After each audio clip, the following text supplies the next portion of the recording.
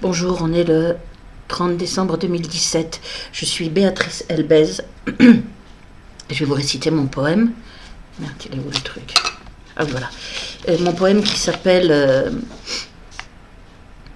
La fille du père, que j'ai écrit en 2016 en hommage à mon père Jean-Claude Ramim Elbaz. Né en 1935 à Constantine en Algérie, d'une famille de conversion, d'une famille algérienne, arabe algérienne de conversion juive, et la mère de mon père c'est Messaouda Fortuné Hassoun, famille algérienne de conversion juive, son nom de jeune fille, et le père de mon père c'est Salomon Henri Elbaz, famille algérienne aussi, arabe algérienne de conversion juive. Elbaz, ça veut dire le faucon en arabe. Voilà. Je vais réciter ce poème, je l'ai fait en hommage à mon père, puisqu'il est très gravement victime, martyrisé, décédé en 2013, mais martyrisé horriblement dès 2006, 2007, dans mon affaire de terrible persécution. Donc je vous rappelle ici, je suis obligée, je le dis à chaque fois en début de vidéo, rassurez-vous, je radote pas, je sais très bien que je redis les choses à chaque fois, je suis obligée, puisque mes vidéos sont rendues quasi invisibles, y compris indexées n'importe comment sur Google, mise en 6e ou 7e page dans le registre vidéo, à mon nom, évidemment caché le plus possible. Donc vous pouvez tomber sur celle-ci par hasard. Donc affaire de persécution terrible dès fin 2002, parce que j'ai parlé, donc j'ai le visage, voilà, j'ai des multi-inflammations, vous m'entendez tousser, je suis dans un sale état physique. Aïe. Par multi-inflammation, par torture électronique, ça s'appelle le slow kill, le meurtre lent, multi-inflammé, donc une parotidite qui me déforme les traits, puisque très brûlé, d'ailleurs au moment où je vous parle, très brûlé sur les joues, et sur la peau partout, de la tête aux pieds, la tête pour faire tomber les cheveux. Là on voit pas trop avec cette lumière, je choisis des lumières qui montrent pas trop la misère. En lumière du jour on voit que c'est la misère, parce que j'avais beaucoup plus de cheveux. Très fatigué, très enflammé, irrité partout dans la gorge, trachéite, sinusite, bronchite chronique, rhinite, nez qui coule, puisque dès qu'on est brûlé, il y a tout qui se réactive. Et on est brûlé 24/24 à des intensités variables, feu doux, feu fort, feu très fort. Moi c'est maintenant feu fort ou feu très fort. Donc j'ai la voix enrouée, je suis malade, il n'y a aucun recours puisque c'est pourriture sur consigne de Nicolas Sarkozy, cet assassin criminel, suppôt du lobby judéo-nazitionniste, qui est au cœur de mon affaire de fin 2002 à ce jour. Il était ministre de l'Intérieur dès fin 2002, ce sont ces méthodes d'assassin données à la police nazifiée par lui, et puisque toute cette affaire est liée au fait que j'ai parlé de lobby juif, moi-même issu de la communauté juive, j'ai été publié dès 2002 à plusieurs reprises dans Jeune Afrique Intelligent, hebdomadaire politique international. C'était dans le cadre de l'intifada, que j'ai parlé de lobby juif dans les médias et de tout un tas d'autres choses, du CRIF, etc. Et donc mon père s'est retrouvé très gravement victime, avec des méthodes criminelles absolues aussi, dès 2006, c'est-à-dire juste après que Nicolas Sarkozy a reçu nommément des courriers en mon soutien par mon directeur de labo Jacques Nemo à l'université, où j'étais petit adjoint technique, et par le secrétaire national du syndicat SNPTES, Christian Deves. Je fais exprès d'aller vite, pour pouvoir vous réciter mon poème après, et puis vous dire avant, vous rappeler ce qui est arrivé à mon père. Courriers co-signés donc par Christian Deves, secrétaire national du syndicat SNPTES, et Jacques Nemo, directeur labo université, qui ont été relayés par la LCR de Besancenot et par Noël Mamère, qui ont également écrit à Sarkozy en tant que ministre de l'Intérieur et président du Conseil général des Hauts-de-Seine, où j'habite depuis longtemps, depuis toujours, et pour demander que cessent les méthodes menées à mon encontre dès fin 2002. C'est-à-dire le harcèlement sonore nocturne au logement qui se poursuit de pire en pire, avec une impunité totale des petites ordures qui sont au-dessus, petites ordures immigrées. Ce n'est pas le cas pour tous les immigrés, je ne cible pas tous les immigrés, bien évidemment, mais c'est comme ça que ça marche ici à Nanterre. Des petites ordures en situation de précarité qui, pour régularisation de papier, je le redis, pour logements sociaux, etc., font les pires saloperies de nature criminelle, agressent physiquement, privent de sommeil, sont là avec un boîtier. C'est eux qui détiennent la possibilité d'augmenter les vibrations électroniques, petites secousses électroniques partout dans le lit, les sièges, pour rendre mon logement inhabitable. Et c'est de pire en pire pour me priver totalement de sommeil. Ça, c'est une partie des choses que je subis, donc une privation maximale de sommeil, c'est quelque chose de terrible. C'est effectivement une torture au regard de la loi. Et torture électronique, également en parallèle, là c'est par relais satellitaire. Écoutez mes explications sur la torture électronique. J'ai une playlist sur ma page YouTube, vous tapez Béatrice Elbez .youtube, vous devriez la trouver. Vous la trouvez aussi dans mes vidéos dès juillet 2007, sur le menu dans mon blog. Vous cliquez, vous tomberez sur ma page YouTube. J'ai fait des playlists, dont une sur la narration chronologique de mon affaire qui comporte 7 vidéos, une sur la torture électronique, une sur mes poèmes, une autre sur des vidéos plus politiques ou des vidéos liées à mon affaire. Regardez tout ça et regardez notamment la vidéo qui s'appelle Nicolas Sarkozy, un monstre aux manettes dans ma terrible persécution de fin 2002 à ce jour. Je rappelle que j'ai un blog, puisque je ne dis pas les noms en vidéo pour pas qu'elle soit censurée, puisqu'elle l'avait été en 2010 quand je disais des noms. Je rappelle que j'ai un blog. J'aurais dit tout ça exprès. Oui, je suis obligée, non pas de radoter, mais de répéter pour ceux qui tombent sur cette vidéo. Rassurez-vous, j'en suis pleinement consciente. Donc, je répète à toute vitesse. Voilà, j'ai un blog. Vous tapez Béatrice Elbez sur le moteur de recherche Google. Vous trouvez mon blog. Et il est, fait tout le document preuve à l'appui. Toute liste de noms et prénoms à l'appui. Résumé chronologique, des vidéos, il y a tout. Donc... il y a toutes les preuves de mes dires, donc on ne peut plus jouer au con dans mon affaire sur l'horrible persécution que je subis, même si la clique du cinglé criminel Sarkozy s'imagine encore qu'ils vont me faire passer pour dingue avec des convocations en psychiatrie via le rectorat. Alors je leur ai dit ici, j'aime bien le faire, mais il va se le mettre profondément parce qu'il y aura pas légalement de consultation de Béatrice Elbez. Je ne viendrai pas. Je ne vais pas laisser des collabos criminels du comité médical départemental et de cette doctoresse du rectorat qui a raconté des mensonges abject en 2013 pour me faire interner illégalement de force en faisant bloquer un train, à raconter que je menaçais des collègues avec strictement rien à l'appui. J'ai gagné mon procès en mars 2017. L'agent judiciaire de l'État fait appel pour ne pas payer sa part. L'hôpital n'a pas fait appel pour ne pas payer les 9005 qu'il me doit, l'agent judiciaire. Mais sur le fond, le dossier est inchangé. J'ai gagné sur la totalité. Arrestation contraire aux droits de l'homme, privation de liberté et soins forcés. J'ai gagné sur tous ces points-là. Donc sur la totalité, puisque c'est un internement arbitraire fait avec rien à l'appui, que des saloperies. Et où en plus on m'a fait un dossier de schizophrène, délire persécutif, trouble du comportement, avec rien et malgré tous les documents que vous pouvez voir sur mon blog. Des attestations de ma bonne santé mentale par des gens très haut placés, des rapports d'aptitude professionnelle, par deux oncles étant aussi des attestations, des témoignages de tous mes dires, y compris sur le harcèlement sonore nocturne à mon logement. Il y a un témoignage dès 2006 par Christian Deves, secrétaire national du syndicat, qui a dormi ici. Donc il y a toutes les preuves de mes dires, notamment sur les accusations de mon père dès 2006, puisqu'il a été fait passer pour fou le 8 septembre 2006 à l'hôpital psychiatrique de Leim, parce qu'il il était devenu gênant dans le cadre de la stratégie criminelle mise au point par Nicolas Sarkozy et les siens dès qu'il a reçu des courriers en mon soutien. Sarkozy, juste peu après, je le répète volontairement ici, ma mère m'a appelé pour me dire, on voit plus rien, pour me dire qu'elle allait me faire interner avec l'aide de la police. Or, elle n'avait plus les droits parentaux. J'ai donc compris elle m'a dit que la police lui avait dit qu'elle avait toujours les droits parentaux. Quand je lui ai dit, tu n'as plus les droits parentaux.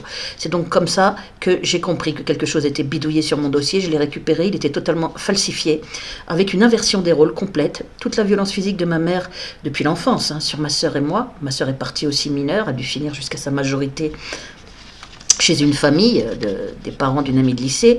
Elle est partie 6 mois après moi. Moi, je suis partie 6 mois avant, à 6 ans et demi, et j'ai été placée à la DAS en foyer de jeunes travailleuses, puisque je ne voulais plus être au foyer parental, je ne voulais plus subir la violence physique récurrente de ma mère, depuis petite.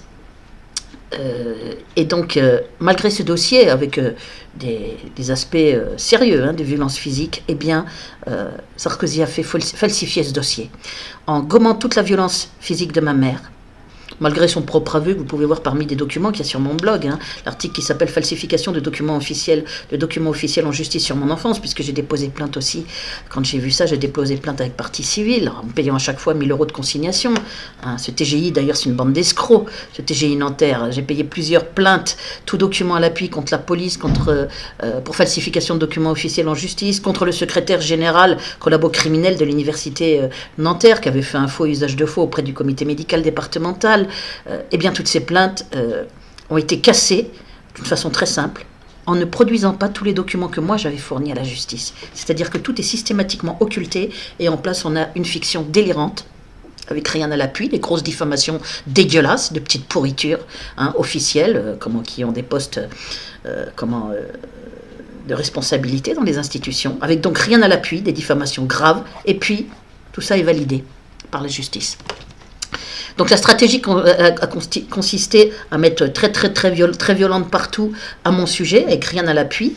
12 pages pratiquement réécrites. Toute l'enquête sociale qui a été faite quand j'avais 16 ans et demi, elle a été réécrite, purement et simplement. Donc tout ça a été décidé juste après que Nicolas Sarkozy ait reçu des courriers en mon soutien par les politiques, directeur de labo, secrétaire national de syndicat. Et là, il a voulu faire diversion sur ces méthodes de psychiatrisation politique, méthode criminelle, qui consiste à faire harceler une personne et la faire passer pour dingue parallèlement, avec une diffamation locale orchestrée, au logement d'abord, puis au travail, puis des consignes pour faire défaut par des dépositaires d'autorité publique, commissaires, présidente d'université, et puis jusqu'à doctoresse du rectorat, pour pouvoir me faire interner de force, totalement illégalement, en 2013. Donc, procès gagné avec avocate connue. Regardez dans la narration chronologique comment j'ai pu avoir accès à cette avocate, ce qui est quand même providentiel, ce qui est une chance dans mon malheur, enfin une chance entre guillemets, puisque ça ne m'empêche pas d'être torturé en assassinat progressif malgré tout, mais bon, je serais déjà réinterné si je n'avais pas eu cette avocate, parce que si j'avais trouvé aucun avocat, eh bien, on m'aurait en plus fait perdre mon procès contre mon internement avec rien à l'appui, hein. Ils l'auraient fait perdre comme me font perdre mes autres plaintes. Donc la stratégie a constitué à séquestrer mon père dans un établissement médical, j'ai bien dit séquestrer, et en parallèle instrumentaliser à fond ma mère en la faisant appeler par des psychiatres qui ne m'avaient jamais vu, hein, en 2006, par la police, par plus tard la justice, pour me faire passer pour une cinglée qui entendait des bruits qui n'existaient pas. Tout ça en toute connaissance, hein, pour la police, la justice, etc., de tous les documents preuves, rapport acoustique de la LASA, témoignage de Fatima Magani, etc. Et regardez tout ça. Bon, bref, mon père a été maintenu à l'écart, séquestré, en profitant qu'il était myopathe depuis quelques années, depuis plusieurs années, je veux dire, mais depuis quelques années en fauteuil roulant, en pré-retraite. Mon père est venu à 16 ans et demi, 17 ans, en France, issu d'une famille très modeste, donc de Constantine, né en 1935, je l'ai dit, il est venu à 16 ans et demi, 17 ans, avec sa famille, 17 ans je crois. Il a donc dû interrompre ses études, comme moi, il était brillant. Quand il a travaillé, il a commencé à travailler comme aide-comptable. Il a fini quasiment directeur de comptabilité. Enfin, il était quasiment directeur de comptabilité quand moi je suis partie à 16 ans et demi. Je crois qu'il a dû le devenir après. Et donc là, il était en pré-retraite sur son fauteuil roulant, myopathe donc, mais ça n'affectait bien sûr pas du tout ses fonctions mentales. Il était depuis très longtemps myopathe, enfin, depuis l'âge de 40 et quelques années, ils avaient découvert ça. Et puis, il était féru de bridge, souvent premier dans des tournois. Donc c'était quelqu'un de très cultivé aussi, il s'instruisait régulièrement. Il était absolument pas dingue, plutôt très intelligent. Et donc moi j'ai été le voir en août 2006. Je suis descendue dans l'établissement parce que j'ai repris contact avec lui en juin 2006, quand j'ai vu que ma mère m'appelait pour menacer de me faire interner avec l'aide de la police. J'ai été voir mon père qui, lui, connaissait la déchéance des droits parentaux. Et il m'a dit « T'inquiète pas ma fille, j'ai compris toute la manip. Ne t'inquiète pas, je sais que tu n'es pas folle. Moi vivant, on n'internera aucun de mes enfants. » Et donc il m'a demandé de l'aider à sortir de cet établissement. Il n'avait plus son chéquier, il n'avait plus rien. C'est ma mère qui était seule décisionnaire, puisque c'est son épouse. Et comme elle était complètement instrumentalisée dès 2006 par toutes ces pourritures là, de collabos criminels, psychiatres, police, les gens qui l'appelaient, eh bien, il lui faisait croire que sa fille était devenue dingue. Hein. Mais après, ils lui ont fait croire, très peu de temps, 2 mois après que je l'appelais, que son mari aussi était devenu dingue. Déjà, ils lui ont fait croire avant, quand il était enfermé préventivement, je ne sais pas ce qu'ils ont parlé d'un AVC ou de je sais pas quoi, apparemment, ils ont parlé d'un truc comme ça. Mais moi, j'ai vu mon père, il était tout à fait dans le même état que je l'avais vu des années avant. Il était sur son fauteuil roulant, très intelligent, donc tout à fait capable d'être chez lui. Mais on l'empêchait de rentrer chez lui, pour justement isoler ma mère, qui n'a pas le même parcours, qui n'est pas issue de la communauté juive, elle, mon père, oui. Donc ma mère, ils sont le même âge et ils sont mariés depuis très très longtemps, depuis qu'ils sont tout jeunes. Et ma mère, elle était beaucoup plus facile à instrumentaliser parce que, pouvant croire, pouvant gober ce que racontaient les juges, etc., tandis que mon père était moins instrumentalisable, lui. Donc voilà pourquoi on l'a écarté. Et comme en plus il était intègre, il devenait vraiment gênant. Donc ma mère a, je sais plus ce que Moi, je suis claquée. Vous savez, la privation de sommeil. Donc, moi, je suis descendue en août. Je l'ai recontacté en juin 2006, mon père. Il a eu un dossier dès le 8 septembre 2006. C'est-à-dire qu'ils ont attendu que je remonte, travailler, petit adjoint technique. Moi, j'ai dû remonter sur Paris, parce que je suis descendue à 650 bornes, là où il habitait, et l'établissement était dans la ville où il habite, et où sont d'ailleurs aussi mes oncles et tantes maternelles, qui ne sont donc pas issus de la communauté juive, qui ont à peu près le même âge que mes parents, et qui m'ont énormément aidé avec un courage que j'admire, quoi, et dont je suis très très reconnaissante, bien évidemment. Mais là, je ne peux plus les embêter maintenant, puisqu'ils ont un très grand âge, et il n'est pas question que je sois maintenant un fardeau, enfin pas un fardeau, mais un problème pour eux. Je veux les laisser tranquilles, donc je suis seule. Enfin, je les joins hein, pour avoir de leurs nouvelles, etc., bien évidemment. Mais il faut que je me débrouille seule maintenant dans mon affaire, puisqu'ils sont très âgés. Qu'ils méritent, ils ont fait plus que leur part, comme on dit, je leur ai dit, ils méritent d'être tranquilles. C'est moi qui décide ça. Mon père, donc, je suis descendue en août 2006, je l'ai vu, j'ai pas réussi à le faire sortir de cet établissement. J'avais déjà vu pris un ou deux avocats en 2004 et 2005, après mon embarquement menotté par la police, menace d'internement là en 2004, avec rien à l'appui, hein, menace d'internement par le commissaire le lendemain, sans dossier médical, sans rien, hein, toujours. Eh bien, embarquement menotté à l'hôpital devant un psychiatre, on me dit de venir au commissariat, de là on m'embarque, menotté. Bah, c'est ça les méthodes de Nicolas Sarkozy, espèce de taré là. Et quand on voit la suite, encore plus horrible, hein, faux dossier pour la fille, faux dossier pour le père, psychiatrique. Hein. Moi en 2013 internement, donc, et mon père dès 2006, faux dossier psychiatrique.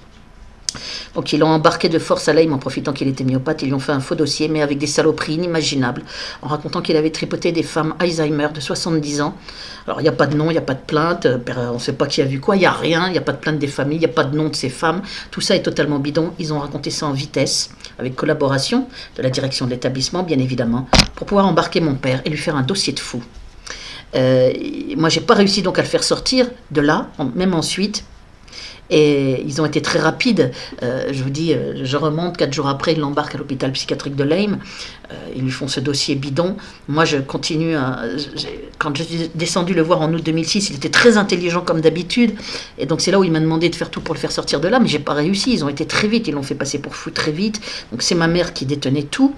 Enfin, qui détenait la possibilité, les pouvoirs de décision sur mon père. Donc les associations ne m'ont pas aidé, j'en ai appelé plein, j'ai fait plein de démarches. Finalement, en janvier 2007, mon père qui avait peur pendant tout l'automne 2006, on le changeait de chambre, il débranchait les prises, pas lui, hein, les infirmières, etc. Pour que je ne puisse pas le joindre, moi tenace, je l'appelais jusqu'à ce que je l'ai. Je voulais pas laisser mon père, qui m'avait appelé à l'aide, isolé. Et je ne croyais pas du tout à cette histoire de femme Alzheimer. Mes oncles et tantes maternelles n'y croyaient pas du tout non plus. On avait compris que c'était un faux dossier psychiatrique. En fin janvier 2007, mon père m'a fait a confirmé, m'a dit « Ma fille, c'est toi qui as tout compris. » Ils m'ont effectivement fait un faux dossier psychiatrique. Ils étaient extrêmement durs. Il m'a parlé des psychiatres qui l'ont humilié, quoi. Des espèce de salauds collabos criminels, exactement comme dans mon affaire. Moi, comme les médecins du rectorat, les médecins de l'unité psychiatrique de Nanterre, des air doctors qui écrivent exactement ce qu'on leur dit de dire, hein, les yeux fermés, sans aucune preuve. C'est comme ça que ça se passe. C'est ça les méthodes de Nicolas Sarkozy. Il dispose d'un nid de air doctor, quoi, à la solde du lobby judéo-nazitionniste. Et ils lui ont fait en plus les deux psychiatres, je le répète ici, sont issus de la communauté juive. On est deux chefs de l'unité psychiatrique de l'unité psychiatrique de Nanterre, où j'ai été internée. Et c'est l'un des deux, en plus, qu'on m'a collé sur le dos dans le cadre d'un suivi médical pour pouvoir sortir de l'hôpital. Donc c'est chaud, quoi. Alors qu'il y a eu procès après, dès 2014, procès contre cette unité psychiatrique de l'hôpital. Et j'étais avec le type qui était chef de l'unité psychiatrique. Donc vous pouvez imaginer les saloperies qui se permettaient d'écrire encore jusqu'en mars 2017. Donc maintenant, il n'est pas question que je vois un seul d'entre eux. Hein, ils vont aller se faire machiner où ils veulent, mais il n'est pas question que je vois un seul de ces vermines collabos criminels, hein, qui sont à la solde de l'État, en l'occurrence du lobby judéo-nazitionniste. Le Sarkozy et des siens qui gouvernent en sous-main derrière les Macron et compagnie. Avec Hollande, c'était la même chose, c'est aussi un juif nazitionniste, donc les méthodes ont continué. Et continuent avec Macron, grand ami du couple Sarkozy, et qui n'est qu'une marionnette dont le lobby tire les ficelles, exactement comme le lobby continue à tirer les ficelles derrière Obama, le lobby israélo-américain. Bon, et sans doute aussi derrière Trump. Bon, je continue donc, concernant mon père. je dis ça parce qu'il y a un petit con qui dit mais Sarkozy n'est plus président, hein, qu'est-ce que tu racontes? Ce que je raconte, c'est pas parce qu'il est plus président qu'il n'a pas la même capacité de nuisance criminelle dans l'ombre. Croyez-moi, il continue bel et bien, puisque les mascarades en justice, c'est pas Macron qui les fait faire, hein, a priori, qui continue en décembre 2007, en décembre 2017 dans ma plainte contre la présidente d'université Nanterre actuellement. Hein, l'intensité des brûlures qui est de pire en pire, c'est-à-dire la torture électronique, elle est faite avec une violence maintenant, avec une cruauté, la privation de sommeil maxima, tout est paralysé. Et les convocations psychiatriques que je reçois, alors que j'ai gagné mon procès, on continue de m'empêcher de travailler, on m'impose un congé longue durée, hein, la poursuite du congé longue durée, qu'on m'avait imposé dès le début, puisqu'on m'a dit que de toute façon, il n'était pas question que je retravaille, donc qu'il fallait que je me mette en CLD. C'était le psychiatre en question, là, le chef de l'unité psychiatrique qui me suivait, qu'on m'avait collé sur le dos, là, qui m'avait dit ça. Donc j'ai demandé le CLD. Et là, il m'est toujours imposé ce CLD, alors que j'ai demandé à rebosser, puisque c'est mon droit, a priori, hein, quel que soit l'état dans lequel je suis. Je ne parle pas des problèmes physiques, je parle sur le plan mental, puisque le CLD, c'est pour suite à l'internement psychiatrique et aux saloperies écrites par les psychiatres, y compris relayées par les psychiatres du comité médical départemental qu'on doit voir tous les 6 mois pour reconduire le CLD. Alors eux, les yeux fermés, hop, ils écrivent ce qu'a écrit le psychiatre, voilà, c'est comme ça. Ça se passe comme ça, c'est facile à comprendre, tout ça c'est sur consigne. Le comité médical, le rectorat, tout ça, ce sont que des machines administratives qui font, on leur file une consigne, allez hop, ils écrivent, et les psychiatres, ils sont là au comité médical, ils sont juste là pour, comme des petits pions, des petites marionnettes, sans âme, sans conscience, sans rien, hein, prêts à écrire les pires saloperies sur quelqu'un avec rien à l'appui. Hein. Ils font juste ce qu'on leur dit de faire. Voilà, ils ont le pantalon baissé tous jusqu'aux genoux et ils écrivent docilement les saloperies qu'on leur dit d'écrire. Si on leur dit de faire passer quelqu'un pour schizophrène, fou, dangereux, ils le font, il n'y a pas de souci. Donc il n'est pas question que je revoie là actuellement, je ne vais pas refaire un deuxième procès. Hein, toute la procédure était illégale depuis que j'ai été embarqué le 1er juillet 2013 pour être interné sur la base de mensonges complets et abjects. J'ai gagné la procédure et toute la procédure, y compris le suivi, est illégale. Hein, et nul et non avenu. Et le suivi et le congé longue durée que j'ai dû demander puisqu'on m'empêchait de retravailler. Donc tout ça n'a plus de caractère de légalité. Or, le jeu du comité médical et de l'Académie de Versailles, du rectorat, c'est de dire, elle est en congé longue durée, et bien il y a une expertise psychiatrique obligatoire. Et donc, pour faire des pressions, ils me bloquent mon salaire, là, ce mois-ci. Ils m'ont bloqué mon petit salaire, ne m'ont donné qu'un acompte le 18 décembre. Et là, je crois qu'ils ont bloqué aussi mon salaire de janvier. Mais ça ne va pas se passer comme ça, parce que de toute façon, je n'irai pas voire de psychiatre. Donc je vais m'occuper de ça. Hein. Déjà, je le fais savoir. Mais les choses ne vont pas rester en l'état. Parce que s'ils croient que par pression, parce que j'aurai 0 centime, je vais aller voir un de leurs psychiatres collabos criminels, eh bien, il se gourre très très profondément, le criminel Sarkozy. Hein. Puisque c'est lui qui est derrière tout ça, c'est ses consignes. Faites-la passer pour dingue. Il faut absolument qu'après le gain de mon procès, il y ait de nouveaux écrits pour me faire passer pour folle. Eh bien, il n'y en aura pas. En tous les cas, pas légalement. Ça, je peux vous le promettre. Alors, ils feront ce qu'ils veulent. Bloqueront un train, m'attraperont de force, ils feront un faux, j'en sais rien. Mais de toute façon, légalement, il n'y aura rien. Et s'il y a un truc illégal, il y aura procès. Je m'arrangerai pour qu'il y ait procès. J'ai plus peur de ces ordures criminelles. Au bout de 15 ans de persécution, avec la gravité de ce que j'ai subi, de ce qu'a subi mon père, j'ai plus peur de ces pourritures. Je fais ce que j'ai à faire, point. Comme je sais en plus qu'on ne me laissera pas retravailler, je ne me gêne pas pour dire pourriture. Hein, pour dire certains mots qui sont totalement légitimes face à ce que je vis. Je le redis. Ma situation est moins, et celle de mon père, sont bien pires que celle de Marwan Barghouti, je ne me rappelle plus le nom, Marwan Barghouti, le prisonnier palestinien qui lui au moins n'est pas fait passer pour fou, n'est pas torturé électroniquement. Je ne dis pas que sa situation elle est idyllique, hein, mais au moins il est avec d'autres gens, il n'est pas à l'isolement et il n'est pas brûlé, il n'est pas fait passer pour fou. Ce que vivent ici les prisonniers politiques, c'est une forme de prison mais bien plus terrible, c'est une destruction de leur vie et une destruction physique aussi. C'est-à-dire qu'on les fait passer pour fous comme mon père, comme moi, et on les détruit, on les tue, ni plus ni moins. Parce que je vous raconte donc la suite.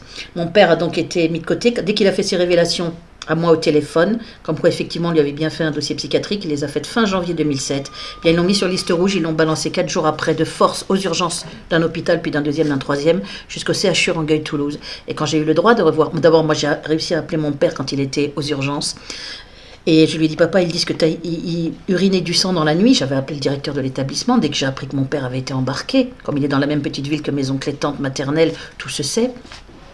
Eh bien, mon père, ce sont mes oncles et tantes maternelles qui m'ont dit de ne pas dire leur nom à eux et le nom de leur ville. C'est les deux seules choses que j'ai cachées comme nom et comme nom de ville dans mon blog. Pour la sécurité de mes oncles et tantes, puisqu'ils me l'ont demandé. Et comme ils ont fait tellement de choses par ailleurs, hein, leur courage n'est pas à remettre en cause. Dès que j'ai appris ça, j'ai appelé mon père aux urgences et là je lui ai dit, papa, ils disent que tu as uriné du sang. Il a crié, il m'a dit, c'est pas vrai, mets que c'était faux, c'est pas vrai, mets vite les infos sous le coude et clac, la conversation a été coupée. Quand j'aurais pu revoir mon père, c'était fin avril ou début mai, je ne me rappelle plus, 2007. Je l'ai vu avec ma tante dans l'hôpital où ils l'ont rapatrié, à nouveau dans la ville où il habite. Et là, il était tout détruit soudainement, alors que je l'avais vu juste quelques mois avant. Il avait du mal à parler. Il ne pouvait même plus tenir une feuille de papier, tout faible. Donc ils l'ont massacré, entre guillemets, ils l'ont dézingué. Mon père a réussi, parce qu'il était très lucide, ma tante le connaissait depuis presque 50 ans. Elle a écrit d'ailleurs, regardez le témoignage de ma tante qui a été fourni en justice, où elle parle des termes de maladies juives génétiques très rares, puisque ce sont les termes prononcés par le médecin généraliste devant elle et moi dans son cabinet, comme diagnostic fait a posteriori pour expliquer la soi-disant démence frontale soudaine de mon père, qui l'aurait fait tripoter des femmes Alzheimer, un truc complètement délirant, un scénario improbable. Et qui l'aurait ensuite rendu pouvant pratiquement plus parler, et tout faible, tout détruit physiquement, tout d'un coup, soudainement. Donc on voit très bien que tout ça est totalement bidon. C'est un professeur issu de la communauté juive, dont le nom et le prénom sont sur mon blog, urologue du CHU Rangueil-Toulouse, qui a parlé à mon frère, ma soeur, paraît-il, j'avais appris ça après à ma mère, bien évidemment, mais qui a refusé de me parler à moi. Parce qu'évidemment, hein, moi j'avais voulu le joindre pour savoir les conneries qu'il allait me raconter, mais comme il savait déjà que j'allais pas gober ces conneries, il a refusé de me parler à moi, bien évidemment. Mon frère, ma soeur, ma mère ont fait semblant de gober ou ont gobé ces conneries, je ne sais pas, il faut être un peu... faut vraiment le vouloir pour gober des conneries pareilles. Déjà gobé que mon père aurait tripoté des femmes Alzheimer, serait devenu fou tout d'un coup. Hein. Puis tout d'un coup, dès qu'il fait des révélations de faux dossiers psychiatriques, quelques mois après, tout d'un coup totalement détruit, avec une maladie juive génétique très rare. Donc tout ça est tellement délirant que je me demande comment ils ont fait pour le croire. Il faut vraiment qu'ils l'aient voulu. Puis croire en plus que leur mari, enfin que leur père ou mari, et le père de mon frère et de ma sœur, qui ont 1 an et 2 ans de moins que moi, mon frère 1 an de plus ma sœur, très instruits, ont fait plus d'études que moi, qui savent que j'ai un blog, qui ne m'ont jamais appelé depuis le début de l'affaire. Ma soeur m'a juste appelé en 2013 pour me dire que mon père était mort, puis on a fini par s'engueuler quand je l'ai rappelé, juste après avoir encaissé le choc, la douleur du choc. Je l'ai rappelé pour lui demander pourquoi elle ne m'appelait pas depuis des années, depuis pratiquement 10 ans. Et 2004, où je l'avais eu au téléphone, j'avais demandé de venir m'aider, elle avait refusé. Je voulais qu'elle vienne un peu à mon logement. Elle pouvait parfaitement le faire, elle avait refusé, elle m'avait dit de me démerder. Elle m'avait dit que j'avais craché sur les juifs, j'avais qu'à demander aux arabes de m'aider, qu'elle ne se foutrait pas dans la merde pour moi, qu'elle avait 2 enfants. Voilà, c'est pas une réponse de sœur, c'est une réponse d'ordure, je le dis. Mon frère, lui, en 2006, écoutait la narration chronologique, il m'avait appelé pour me dire qu'il allait me faire interner avec l'aide de notre mère. J'ai demandé à Christian Deves, qui était là chez moi, il venait 1 fois par mois dans le cadre des réunions syndicales, puisqu'il savait que j'étais isolée, il connaissait Jacques Nemo. Donc il est venu chez moi pour montrer que j'étais pas seule, justement, ils avaient déjà écrit à Sarkozy, ils connaissaient la gravité extrême de mon affaire, c'est comme ça qu'il a pu faire le témoignage sur ce qui se passe à mon logement, témoignage qui est en justice, que vous pouvez voir sur mon blog, témoignage de harcèlement nocturne délibéré, sonore et délibéré au logement de Béatrice Elbez, empêchant tout repos.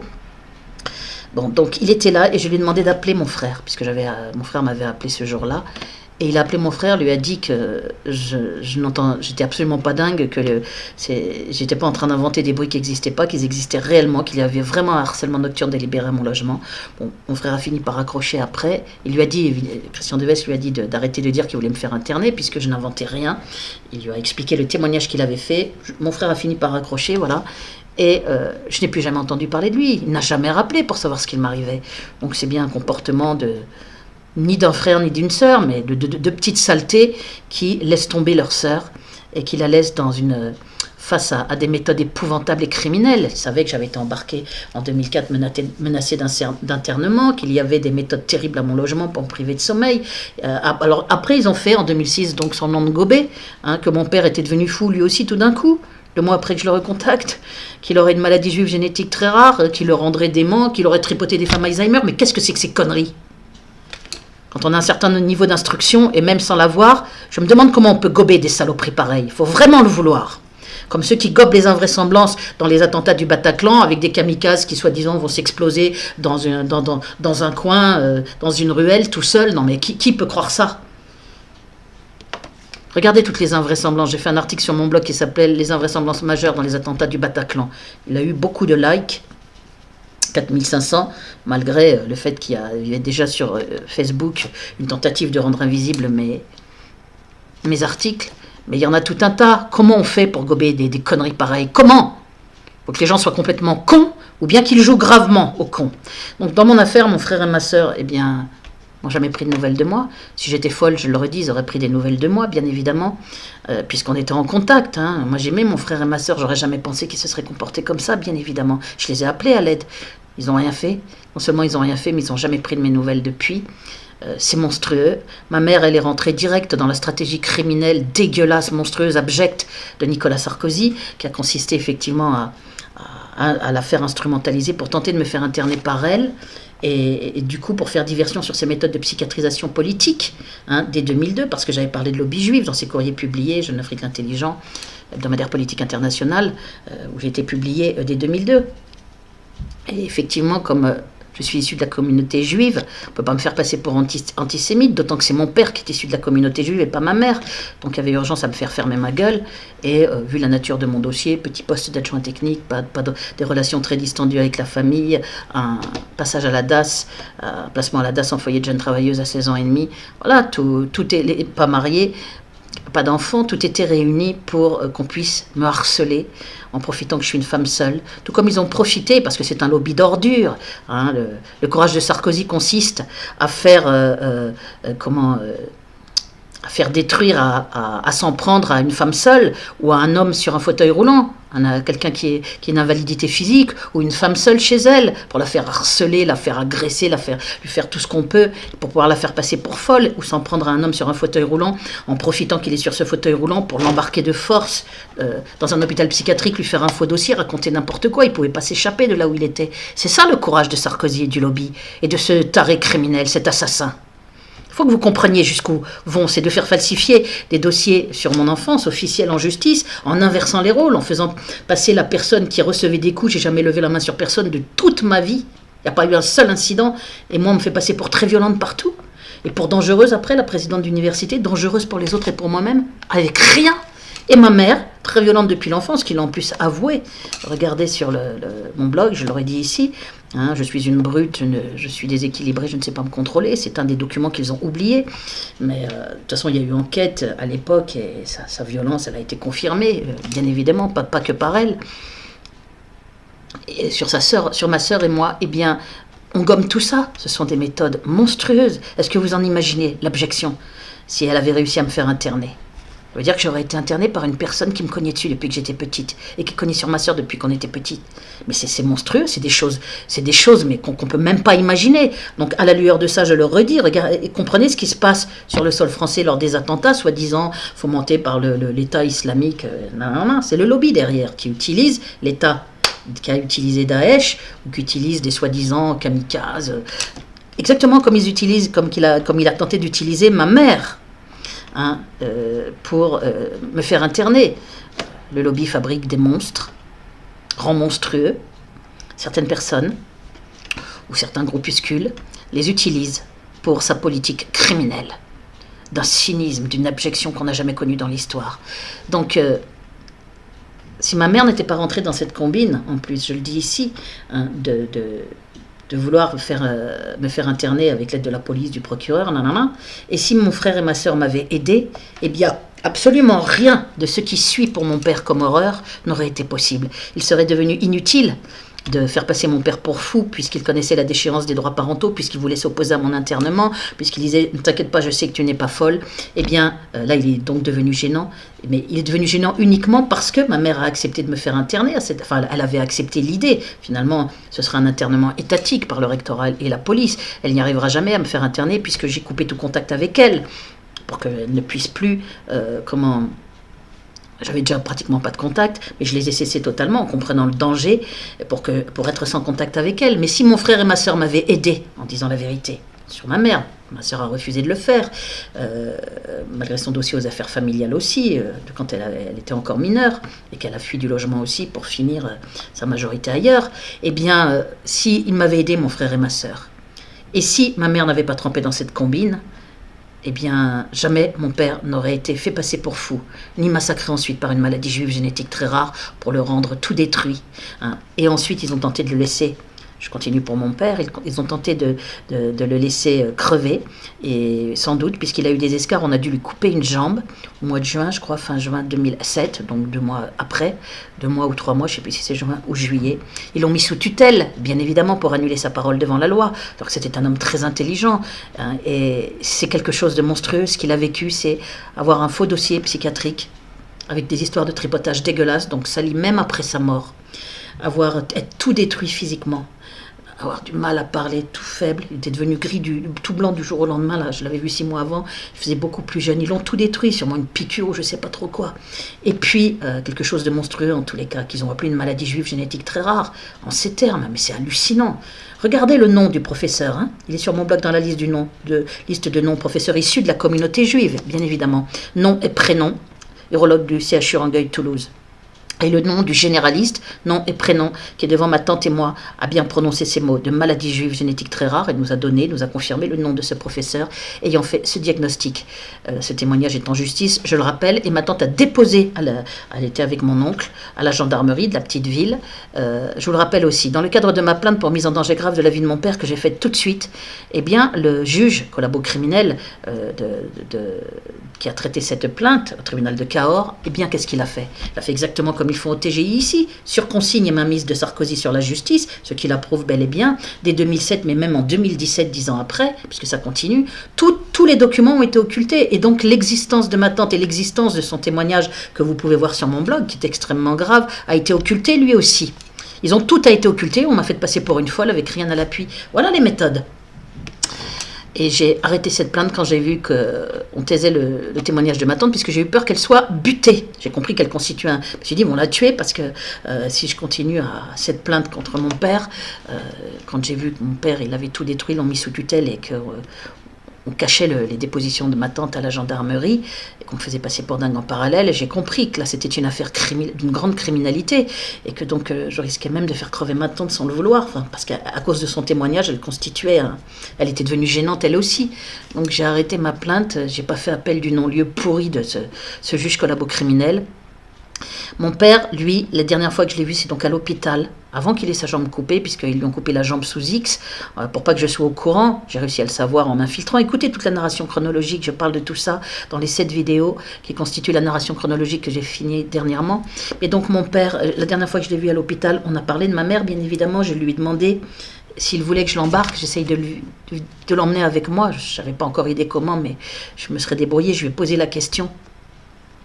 Ou s'il voulait revenir chez lui, il voulait être dans sa maison avec sa femme, et donc, puisqu'il y avait toujours de l'amour entre eux, bien évidemment, et donc, enfin je pense en tous les cas, j'ai accepté son choix, mais on a convenu qu'il ne dirait rien, on a discuté longuement ensemble, puisque lui savait que je n'étais pas folle, moi je savais qu'il n'était pas fou, on savait très bien qu'on était victime du lobby, lui et moi on en avait parlé, il avait compris toute la manipulation, il m'avait dit j'ai compris toute la manip, ma fille dès août 2006, ne t'inquiète pas, et là on a décidé, on est tombé d'accord qu'il fallait qu'il dise rien à sa femme.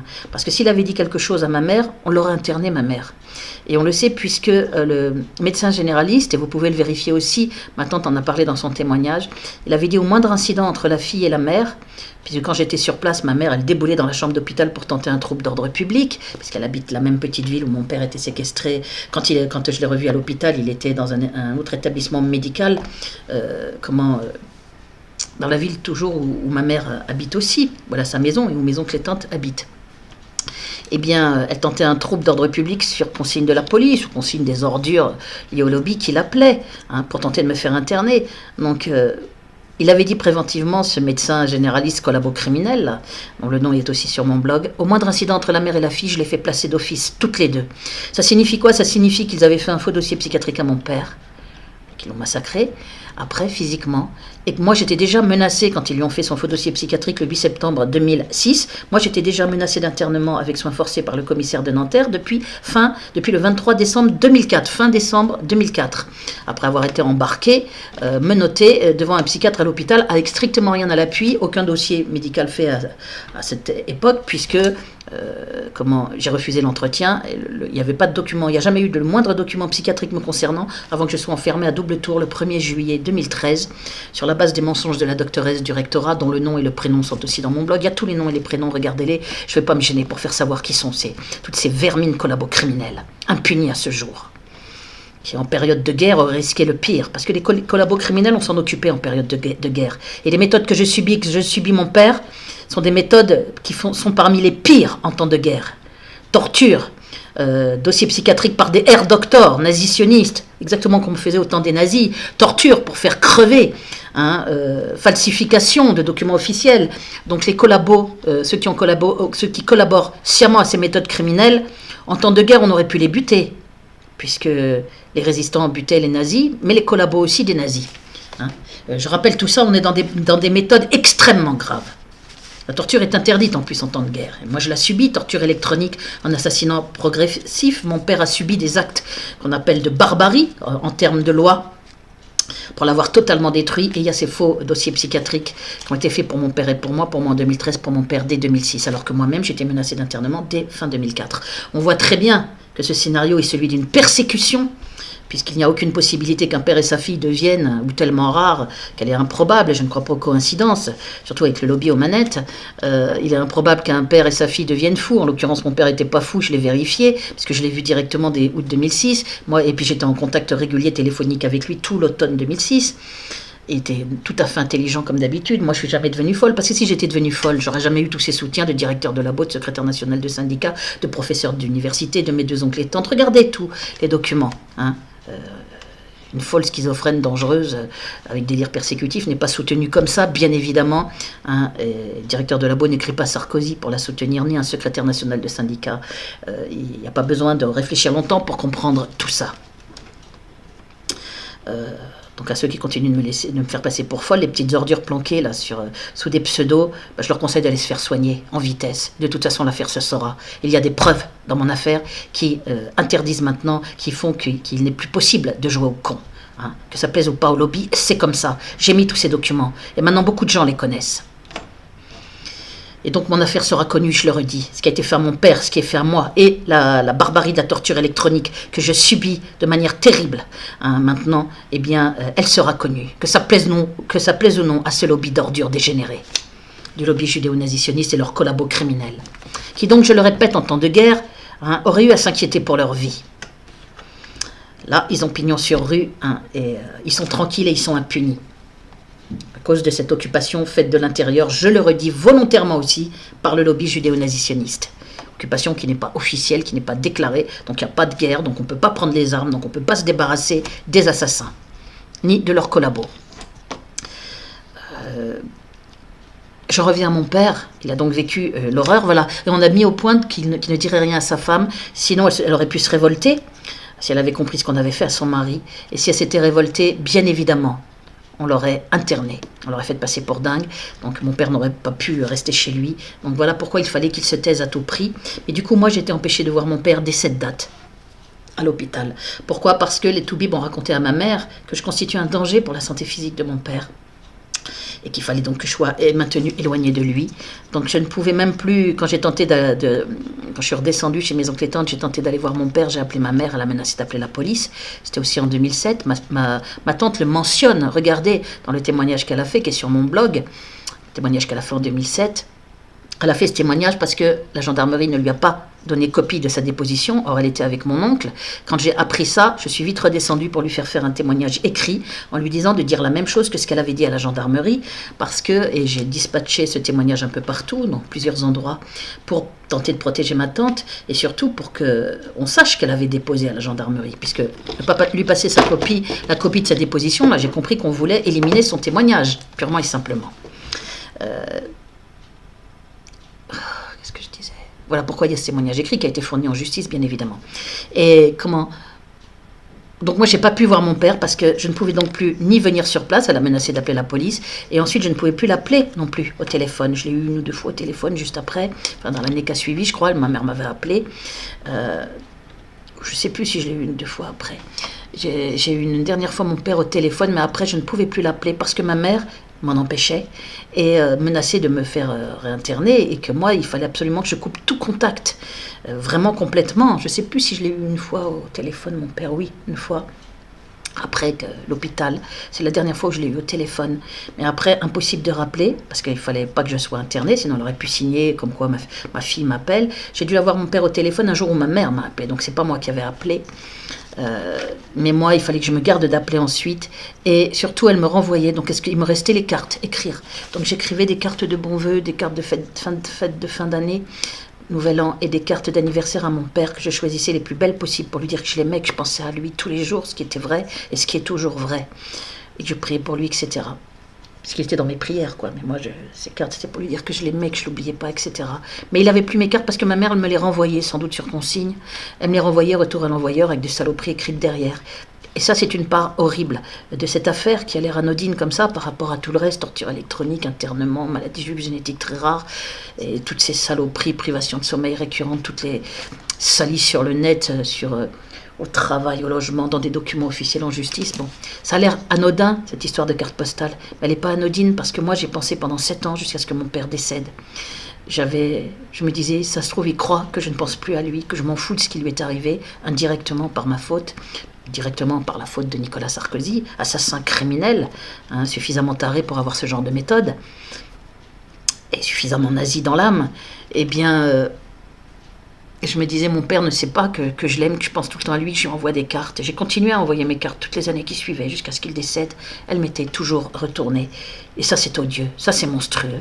C'est pour ça que je dis que le lobby fabrique des monstres. Parce que mon père a dû souffrir de ne même pas recevoir de carte de moi. Parce que même s'il a pu comprendre, puisqu'il était très intelligent, même après avoir été détruit, il restait lucide. À l'hôpital, il était totalement lucide. Ma tante l'a écrit, elle le connaissait depuis 50 ans. Elle sait très bien s'il était lucide ou pas. Donc, eh bien, mon père devait se dire, elle ne peut pas m'appeler, elle ne peut pas venir. Peut-être ça, il le comprenait. Il savait que j'étais en danger d'internement et que ma mère voulait me faire interner. Mais les cartes, il n'a pas dû comprendre. Et surtout, il n'a pas pu imaginer que sa femme ne lui donnait pas ces cartes que j'envoyais pour lui. Et ça, c'est dégueulasse. Dégueulasse, c'est monstrueux.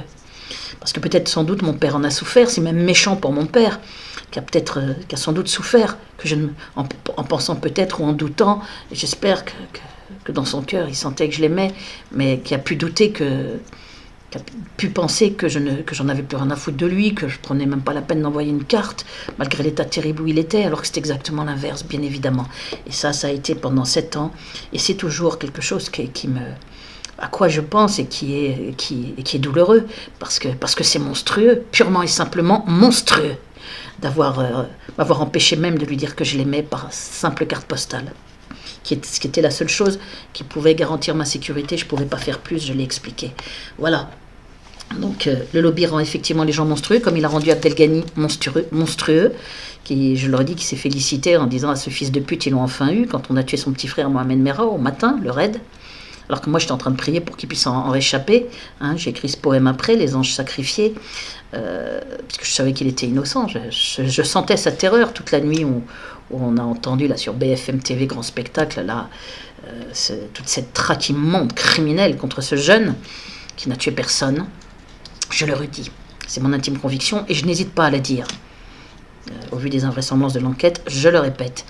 De l'enquête dans l'affaire Merah. Eh bien, donc, Abdelghani qui a aussi tenté de faire accuser d'antisémitisme sa sœur, je l'aurais dit aussi, c'est dégueulasse en mettant un micro sous une table, qui essaye de faire enfermer à vie son frère Abdelkader, sans aucune preuve, avec rien, alors qu'il est déjà depuis 5 ans à l'isolement. C'est devenu un sacré monstre, hein, le Abdelghani. pas s'il pense qu'en léchant le cul comme ça du lobby, il va arriver à quelque chose. Le lobby méprise, on n'a rien à foutre de lui, hein, de toute façon. Donc c'est certainement pas la bonne méthode. Mais c'est clair et net que le lobby rend monstrueux certains membres de la famille. Ce sont des méthodes ignobles. Ce sont c'est l'équivalent de Daesh au niveau international. Hein. Le lobby est planqué derrière.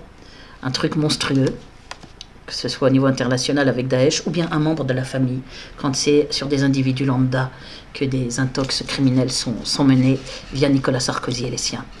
Voilà, je vais vous réciter mon poème. Qu'est-ce que je voulais dire d'autre? J'espère que j'ai pas oublié de dire quelque chose. Merde, je trouve plus mon... Bon, faut que je reconstruise un cache, parce que je vais mettre un cache sur la vidéo pour vous réciter mon poème.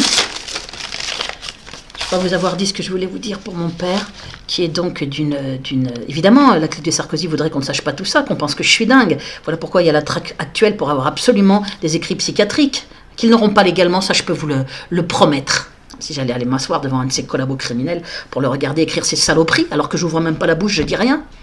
Parce qu'évidemment, devant eux, je ne dis rien. Je me lâche un peu en vidéo, c'est parfaitement conscient. Je sais parfaitement les termes que j'emploie, et qu'on vienne oser me dire ici, « Ah, elle a dit pourriture, oh là là, c'est terrible hein !» Quand on voit tout le reste des choses invraisemblables, horribles que je suis en train de subir et que mon père a subi. Je suis torturé en temps réel, je le redis ici aussi, donc c'est quelque chose de très difficile. Ce que je suis en train de faire des vidéos, puisque maintenant on est torturé en temps réel pendant qu'on parle aux gens, on est là à devoir raconter sa vie sans aide, sans rien, tellement la France est devenue un pays de merde aux mains de petites ordures criminelles qui sont celles du lobby judéo-nazitionniste et notamment de Nicolas Sarkozy, un de ses assassins les plus dangereux. Personnellement, je ne m'illusionne pas sur la mort de Raymond Barre qui a parlé de lobby juif dès 2007, hein, et qui a eu cette attaque cérébrale tout à fait étrange quelques jours après. On ne l'a plus jamais revu dans le décor. C'était pendant la campagne présidentielle de 2007. Je commence à connaître bien les méthodes de Nicolas Sarkozy pour être persécuté depuis 15 ans, pour voir qu'il ne recule devant aucune abjection. Cet homme est un cinglé criminel extrêmement dangereux. Comment elle s'appelle Marie-Georges Buffet, là, l'avait dit, le Parti communiste, qui est d'ailleurs issu de la communauté juive, Roselec, c'est son nom de jeune fille, avait dit c'est un homme, Nicolas Sarkozy est un homme dangereux, est un homme très dangereux. Elle avait dit ça en 2007. Je pense qu'elle avait compris certaines des méthodes criminelles de Nicolas Sarkozy. Mais le problème, c'est que il continue et qu'il les a menés. Il marche, mais je vous le dis, sur nombre de cadavres. Je sais que je répète les mêmes formules parce que ce sont les plus aptes à vous faire comprendre la réalité des choses. Je rappelle aussi que sur mon blog, tous les compteurs de vues, je le redis à chaque fois sur les vidéos pour que vous ne soyez pas surpris, eh bien ma page YouTube, je dirais complètement trafiquée, comme mon blog, avec le nombre d'abonnés, les commentaires qui n'arrivent pas. Là, les commentaires sont quasi tous supprimés sous mes vidéos, alors que la fonction est ouverte. Supprimés pas par moi, en amont, là, par la petite ordure qui trafique ma page. Le compteur de vues est bloqué à mort pendant des heures ou bien mis très au ralenti. La fonction promotion, suggestion d'une vidéo sous mes autres vidéos, je peux même plus faire l'annonce des vidéos que je fais, ils l'ont bloqué. Le nombre d'abonnés est trafiqué à mort pour rester très faible. La plupart des abonnés ne sont pas comptabilisés. Voilà comment ça se passe. C'est des méthodes de pourriture. Le partage est souvent impossible des vidéos. Le clic j'aime très souvent bloqué. Ça, je le sais par des gens qui m'ont appelé au téléphone, des anciens amis de Facebook. Donc voilà comment ça se passe. C'est les méthodes d'ordure, de fourbe, de faussaires, de pourriture, à tout niveau. Voilà. En justice, au logement, au travail, et avec la complicité des institutions.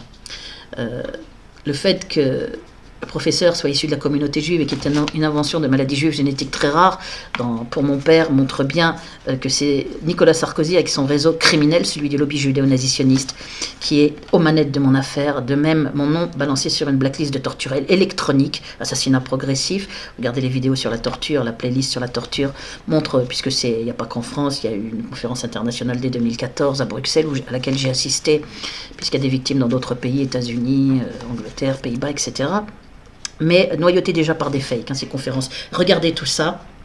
Donc je ne suis pas en train d'inventer le sujet. Barry Trower, je le redis ici aussi volontairement, expert à la Navy, a confirmé ces meurtres d'opposants brûlés par micro-ondes et qui tombent malades au bout d'un an ou deux. Moi, c'est au bout d'un an, de manière chronique. Je suis multi-enflammée, bronchite, rhinite, sinusite, parotidite. Ils insistent à mort sur les parotides pour me déformer au maximum, espérant que je ne ferai pas mes vidéos. Parce que moi j'ai jamais eu un visage gonflé comme ça toute ma vie. De toute façon, c'est diagnostiqué par par échographie, hein, l'inflammation des glandes parotides, là, en 2016 et 2017, très fortement, plus fortement que jamais, parce qu'ils me brûlent pour que je ne me montre pas. Bah, je me montre quand même, hein, et je leur dis, l'affaire se saura. L'affaire se saura au-delà de leur pire cauchemar. Voilà. Que Dieu continue de m'aider à faire savoir et m'aide d'une manière générale, puisque je suis totalement sans aucun soutien. La dissidence collabore horriblement. C'est à cause de cette collaboration de la dissidence, clique Dieudonné Soral, c'est Dieudonné qui a commencé la collaboration dès 2008. Écoutez toute la narration chronologique, j'en parle, ou écoutez la vidéo qui s'appelle Soral et Dieudonné, infâme collabo du lobby dans mon affaire, qui ont tenté avec leurs potes de me faire passer pour folle, à interner, avec rien à l'appui évidemment, exactement comme la police du lobby, donc qui ont appliqué exactement les mêmes méthodes d'ordure, hein, me salir partout sur le net, les sites Béatrice Elbez et la paranoïa, etc. Voilà, les méthodes menées contre mon père, et ça c'était dès 2008, à la rentrée 2008, cette collaboration. Donc juste après que mon père a été dézingué, il fallait cacher tout ça. La dissidence s'est faite acheter, ni plus ni moins, sur pression. Tout est muselé dans mon affaire, je suis totalement seule. Donc je n'hésite plus à venir, à me montrer, effectivement, même, on l'a dit, déformé, plus ou moins gonflé sur les vidéos. Vous pouvez voir, en tous les cas, j'ai toujours un visage gonflé, puisqu'on me brûle à mort les glandes parotides, et partout ailleurs, hein, la tête, les pieds, à me faire perdre mes cheveux, à me mettre dans un état épouvantable, plus la privation de sommeil. Mais mon père m'avait dit, quand on l'a tout détruit, il m'avait dit, bats-toi ma fille, montre-leur qui on est. Et donc je pense qu'il doit être fier de moi, de là où je suis. En tous les cas, moi je suis extrêmement fière de lui, parce qu'il ne s'est jamais plaint. C'était un homme courageux qui ne se plaignait pas.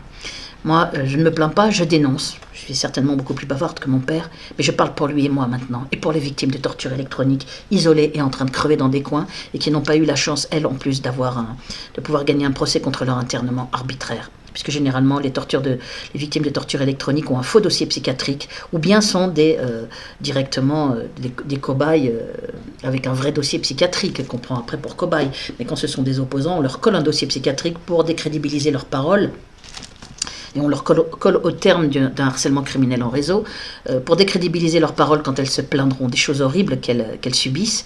Et comme elles ont peur d'être réinternées, eh bien elles se taisent et elles crèvent isolées dans les coins. Raison pour lesquelles je ne connais aucune autre vraie victime, les seules personnes m'ayant contacté étant des fakes, des fausses victimes, de véritables ordures, hein, qui font partie du réseau mis en place pour cacher tout ça. Donc concernant mon père, je pense vous avoir dit tout ce que je voulais vous dire. Est-ce que j'oublie pas quelque chose? J'ai tellement peur d'oublier quelque chose.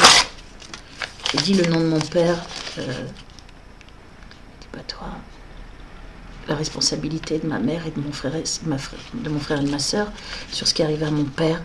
Donc s'il m'avait aidé, rien de tout cela n'aurait été possible. Si la famille avait fait front, eh bien on n'aurait pas pu me faire passer pour folle, et du coup il aurait été inutile de faire passer mon père pour fou et de trafiquer un dossier et de faire tout ce qui s'est passé.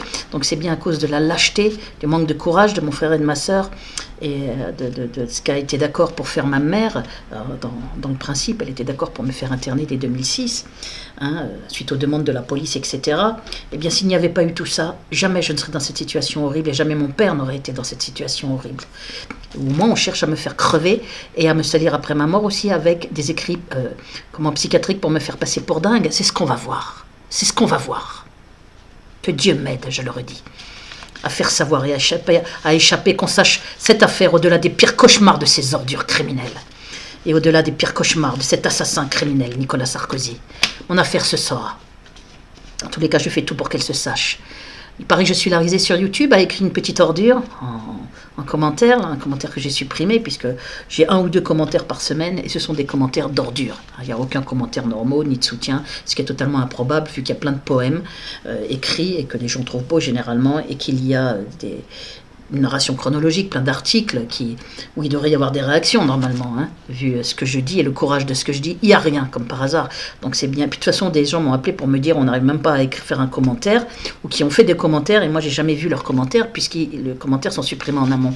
Mais lui, cette petite ordure, a dit que j'étais tu es folle, va prendre tes médocs, les conneries habituelles. C'est la seule fois où je répondrai à ce con là en public, qui s'imagine pas que je vais reparler de ses commentaires. Ils iront direct à la poubelle maintenant, hein, mais je lui parle une seule et dernière fois, puisque c'est sûrement tout le temps le même, planqué sous un pseudo comme une larve, espèce de folle, va prendre tes médocs. Tu es la risée de YouTube. Je suis la risée de YouTube, avec 90 vues en une semaine, ou 2 ou 3 semaines. Plutôt en 3 semaines pour mes poèmes, par exemple, ou pour certains articles, 100 et quelques au bout de 3 semaines, ce qui est totalement impossible, improbable. Mais si je suis la risée de YouTube, ça veut dire que bien plus de gens que ça regardent mes vidéos. Sinon, on ne me connaîtrait même pas avec un si faible nombre de vues. Donc, c'est tout à fait réjouissant. Ça veut dire qu'effectivement, c'est aussi la preuve que beaucoup de gens regardent mes vidéos. Seuls les cons, les petites ordures comme lui, bien évidemment, peuvent ricaner, puisqu'il suffit de regarder les documents preuves et la liste de noms pour voir que toute cette affaire est malheureusement horriblement vraie. Voilà. Donc, je suis quand même rassurée de voir qu'il y a beaucoup de gens qui doivent regarder mes vidéos, malgré les faibles scores écrits en nombre de vues. Pour être la risée de YouTube, il faut que les gens soient au courant. Pour que les gens soient au courant, il faut qu'ils regardent. Hein?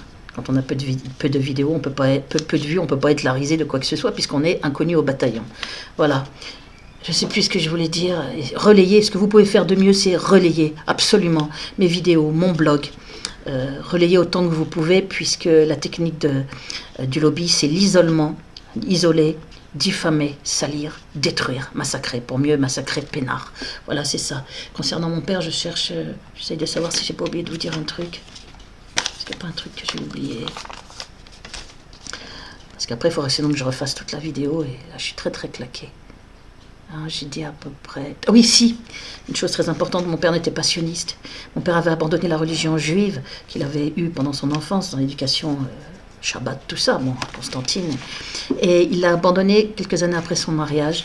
Il m'avait dit un jour que s'il devait croire en Dieu, puisqu'il ne croyait pas en Dieu en fait, eh bien ce serait plutôt des valeurs christiques, puisque c'est celles qui mettaient l'amour en avant. J'avais eu cette discussion avec mon père, adulte, et voilà, je voulais qu'on sache ça aussi. Donc il a été sacrifié... D'abord, il ne s'était pas marié avec une juive, hein, comme les autres membres de sa famille, mais donc le lobby l'a sacrifié aussi à cause de son indépendance, de son courage, qui se voit déjà parce qu'il ne s'est pas marié avec une juive. Hein, il n'a pas eu peur de ça. Il avait abandonné la religion juive. Il n'était pas sioniste. Donc, lui et moi sommes effectivement martyrs dans cette affaire. Et mon père très gravement sali même après sa mort. Voilà. Et moi en train d'être assassiné pour me faire taire et en essayant en plus de me faire crever en me faisant passer pour folle. C'est ce qu'on va voir. Je le dis à ces ordures. C'est ce qu'on va voir. Hein? Un vers d'un poème qui s'appelle Métamorphose ou le cœur du guerrier, où je dis à force d'avoir peur, ma peur a disparu. C'est exactement ça. C'est là où j'en suis. Exactement là où j'en suis. Je ferai ce que j'ai à faire, quoi qu'il advienne. Voilà, je vais vous réciter ce poème en me cachant. Je vais vous réciter de mémoire et je vais vous mettre le descriptif avec le lien dans le descriptif.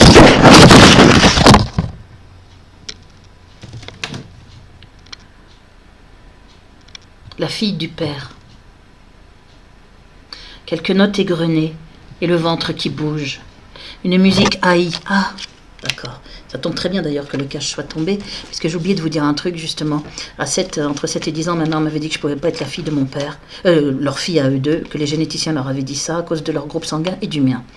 Et que donc il y avait eu un échange probablement de bébés à la clinique. Bon. Et il y avait une famille d'arabes à côté. À l'époque, c'était juste avec des rideaux que les femmes accouchaient, puisque mes parents avaient une vie très modeste au début. Mon père venant d'une famille très modeste, et ma mère aussi. Mais plus tard, donc elle m'a dit ça à 7-10 ans, mon père ne voulait pas qu'on me le dise, mais plus tard, adulte, mon père m'avait rappelé, était tout heureux de me dire que la génétique avait fait des progrès et que c'était des cas rares, mais qu'effectivement il pouvait y avoir des enfants avec mon groupe sanguin, je ne sais plus si je suis au plus ou au moins, je ne me rappelle même plus, et avec le groupe sanguin de mes parents à plus à moins, voilà. Que ça c'était tout à fait, que c'était rare mais que c'était possible. Il m'a d'ailleurs redit ce qu'il m'avait dit à l'époque, qu'il n'avait jamais douté que je sois sa fille. Et d'ailleurs, pour info, je le redis ici aussi, c'est moi qui lui ressemble le plus physiquement. Et j'ai exactement la même voix, la même tonalité de voix que ma sœur. Sur les répondeurs, tout le monde se trompe, j'ai exactement la même voix qu'elle. Mon frère a sauté des classes aussi, mon père est très intelligent. Moi, j'ai sauté des classes, j'avais presque 2 ans d'avance. Je sais très bien que je suis la fille de mes parents. J'ai j'ai des points communs avec mon père et ma mère. Des ressemblances physiquement, surtout à mon père d'ailleurs, mais le courage de mon père est aussi un point commun qu'on a quand il m'a dit « bats-toi, montre-leur qui on est », eh bien c'est aussi une ressemblance, là c'est moi qui lui ressemble le plus, parce qu'on ne peut pas dire que mon frère et ma sœur lui ressemblent, très clairement leur lâcheté m'écœure. Il n'y a pas d'autre mot. Ils sont responsables par leur lâcheté de ce qui est arrivé à mon père. Ils en sont aussi responsables, pleinement. Je veux le dire ici. Ils auraient dû faire front, comme doit le faire toute une famille. Et cette stratégie criminelle, elle serait tombée d'elle-même. Elle aurait été rendue impossible. Voilà. Donc je vais vous lire mon poème. Je crois que maintenant, j'oublie plus rien. Ouais.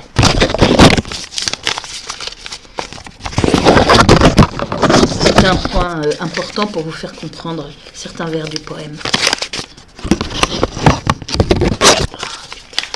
Caché, là. Comment je vais faire ça, moi?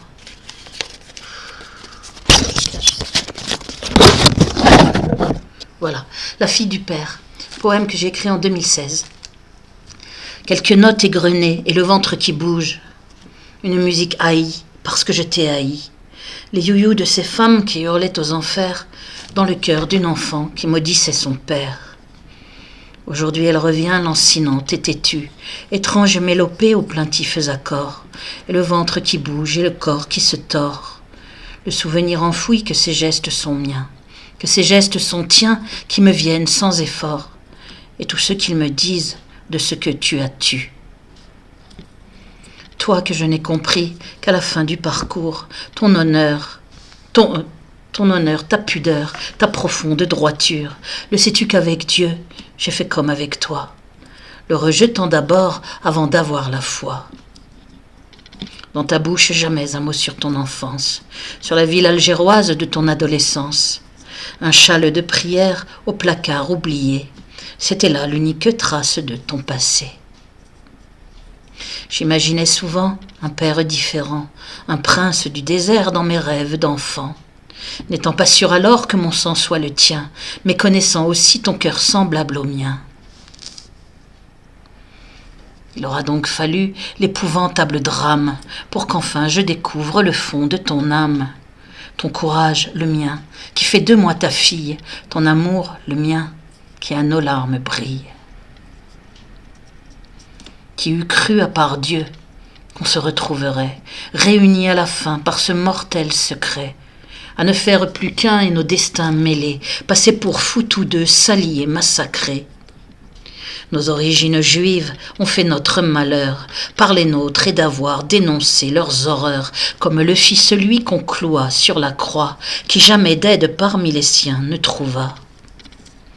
Toi, mon père et mon sang, à qui tant je ressemble, je suis fier aujourd'hui qu'on ait lutté ensemble, à souffrir en martyr, aussi bien toi que moi. Ce combat face au pire nous lie dans l'au-delà. Les mots que l'on s'est dit, qui sont les tout derniers, je veux les dire ici ce jour au monde entier, car ce sont les plus beaux qu'on dit dans une vie, et plus magiques ils sont, car tu n'es plus depuis. J'entends encore ta voix, si grave et si profonde, je l'emporterai même jusque dans l'autre monde. J'ai fini par je t'aime, tu m'as dit moi aussi. Plus rien ne peut défaire l'amour qui nous unit. Et je parle pour toi, moi la fille du Père. Je jure qu'on saura ce que tu as souffert. Rien ne me fera taire, puisque Dieu l'a voulu. Ni les clous, ni la croix que le Fils a connue.